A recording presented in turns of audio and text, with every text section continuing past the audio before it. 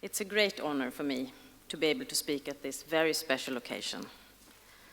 For me and many of my generation, Olof Palme was a very important man.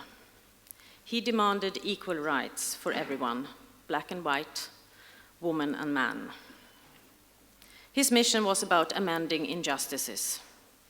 With his engagement for international solidarity, he inspired not only a young generation in Sweden, but people around the world, and he still does. Freedom, equality, solidarity, values he stood up for, values that have changed people's lives. Dr. Denis Mukwege is also a man who has changed lives, although he is a doctor and not a politician, not yet anyway. Dr. Mukwege has devoted his life to healing and serving his Congolese community, and in particular the women. Women and girls who turn up at the doorstep of the Panzi Hospital outside Bukavu. Every day, 10 to 20 women and girls with bodies ravaged by brutal rape, by the most horrific torture, with vaginas and uteruses ripped apart from gunfire, sticks and knives. Instead of genitals, they have holes in their bodies. We met some of them in the film. These women have walked long distances to seek the help from a man and his team, who is almost a legend in this region.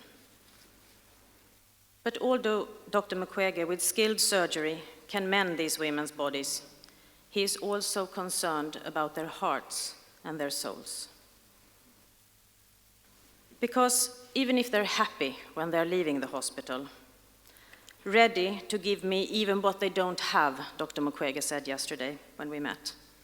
You, doctor, worry about what happened when they come back to their villages. Because of the stigma that these women and their children bear, the stigma of rape that makes their families and their communities shun and despise them, that sends them into a dark tunnel of despair with no hope for their future life. You said that you wanted that these women one day would be treated with the love and the respect that they so needed and deserved. And in order for these women to be able to be strong enough to seek justice, they must first regain their self-esteem, their fighting spirit. They must come out of the tunnel. For this to happen, they need psychosocial support, and they need to be reintegrated into their communities and into their families.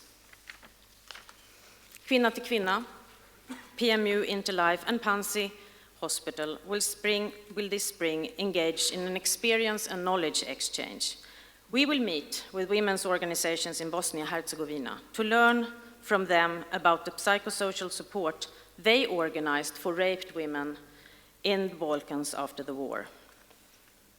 The Bosnian women will then travel to the Congo to meet with the women from the Kivos.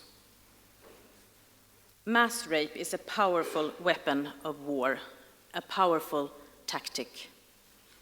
Rape that takes place in front of neighbors, families, and members of the community is to achieve maximum humiliation, signals that society cannot protect women and children.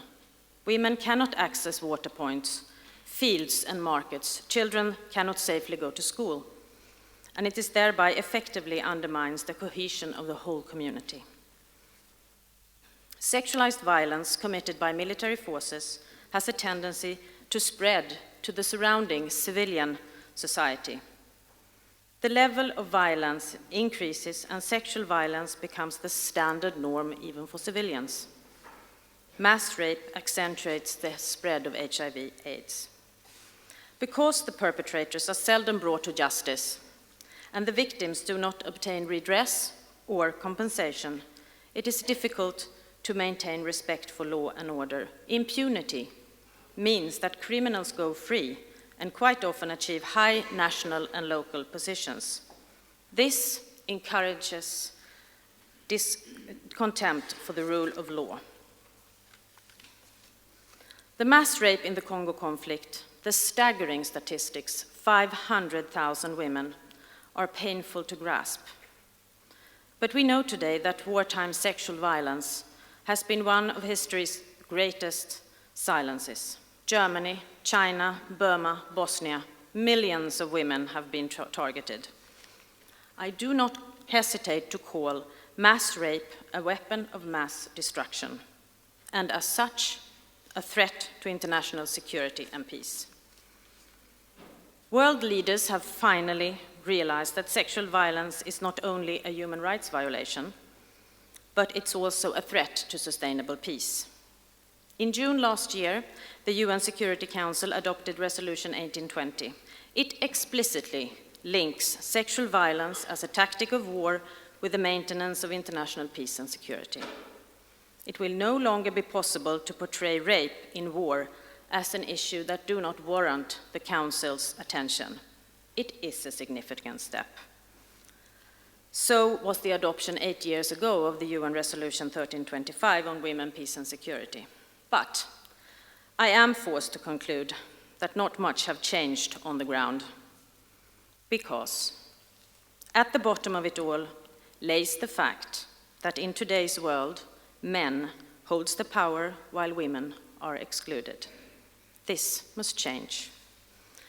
We need more good men, like Dr. Mukwege and once Olof Palme, to speak out in the support of women's fight for their rights and demand equality for all, women and men.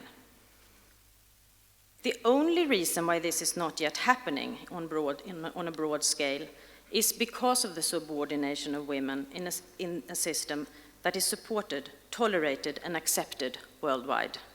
It is a political power system, not a system of nature. This means we can do something about it, if there is political will. But until there is enough political will in the world, women like Nadine, Kasindi, Honorata, and Alphonsine cannot wait. They need our support now. Dr. Mukwege will go back to Panzi. He will continue to support these women. He will continue to raise awareness around the world about what is happening to the women of the Congo. What will our answer be to his call for action? There is only one answer. We must do everything we can to stop violence. We cannot tolerate that this weapon of mass destruction, year after year, rips wife from husband, from family and children, rips neighbors and friends from their communities, tears at the very fabric of society. If these fundamentals in people's lives do not exist anymore, what ground is there to build any future on? World leaders, be it presidents or popes, businessmen or generals, must take action now. Dr. Mukwege, your engagement is an example to the rest of the world. Congratulations to the 2008 Olof Palme Award. Thank you.